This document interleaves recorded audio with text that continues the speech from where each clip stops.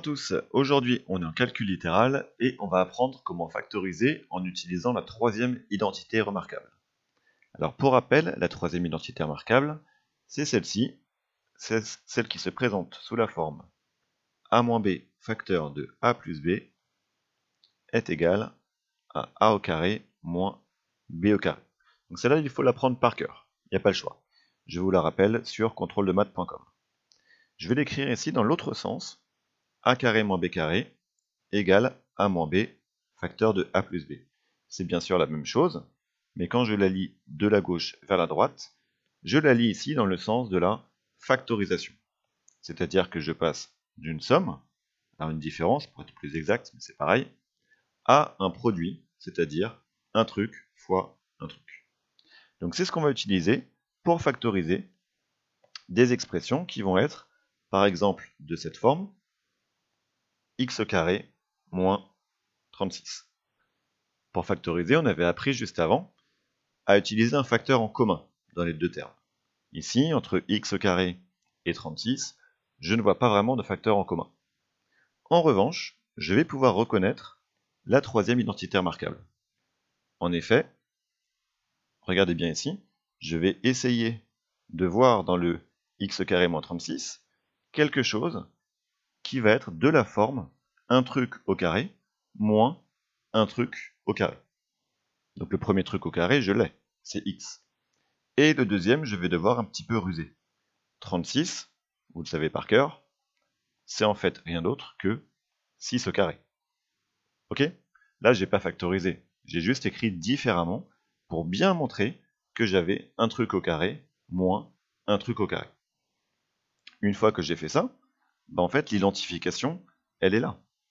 Mon A, c'est mon x, et mon B, ça va être mon 6. Oups, il y a le petit carré qui est parti.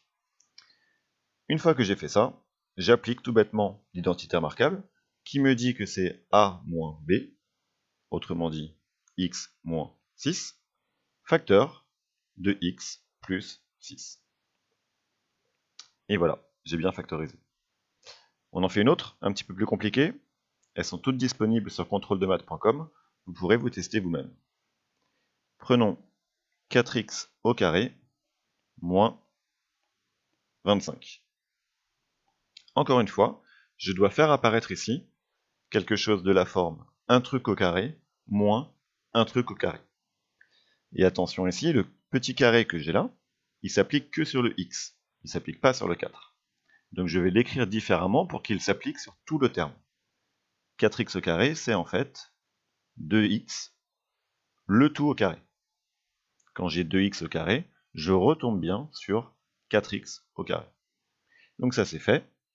Et 25, j'ai appris mes tables, je connais par cœur que c'est 5 au carré. Donc là j'ai bien ma forme a au carré moins b au carré. Mon a c'est 2x, mon b c'est 5. Une fois que j'ai identifié ça, j'applique directement l'identité remarquable qui me dit a moins b facteur de a plus b. Et voilà. Dernière forme un peu plus compliquée, c'est quand on a un facteur qui est une parenthèse. Imaginez x moins 2 au carré moins x plus 3 au carré. C'est un petit peu compliqué, mais le principe est exactement le même. Je vais avoir un truc au carré moins un truc au carré. C'est juste que ce truc, c'est pas un nombre, c'est une parenthèse entière. Mais ça ne change rien. J'applique le même principe. J'ai mon a au carré moins mon b au carré. Donc directement, j'applique l'identité remarquable qui me dit de faire a, donc x moins 2, plus le b, donc x plus 3, le tout facteur de mon a moins mon b. Et attention ici, j'ai bien dit que c'était a moins tout le b. Donc c'est pas juste moins x, c'est moins toute la quantité x plus 3. Faites bien attention à ces parenthèses, vous avez tendance à les oublier. Là, mon expression est factorisée, mais je ne vais pas la laisser comme ça. Je peux encore la réduire. Chaque parenthèse se calcule, entre guillemets.